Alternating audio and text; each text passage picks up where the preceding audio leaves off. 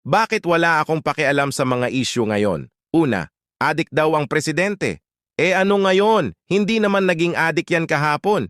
Hindi pa yan presidente, adik na yan. Bakit di nyo hinuli? Ngayon mo hahabulin kung kailan binoto mo na. Pangalawa, madami daw pinatay si Duterte? Okay lang. Kasi naubos ang mga adik at pusher. Walang zombie na naglalakad sa kalsada. Nawala yung mga balitang pinatay ng adik dahil akala nila halimaw yung anak at asawa nila. Sa aso ka na lang matatakot kapag naglakad ka sa gabi. Pangatlo, nilustay daw ang confidential fund ng vice-presidente. Okay, edi impeach nyo. Pero patingin din sana ng confidential fund ng presidente at mga congressman kasi mas malaki yon. Kita mo nga naman ang Pilipinas.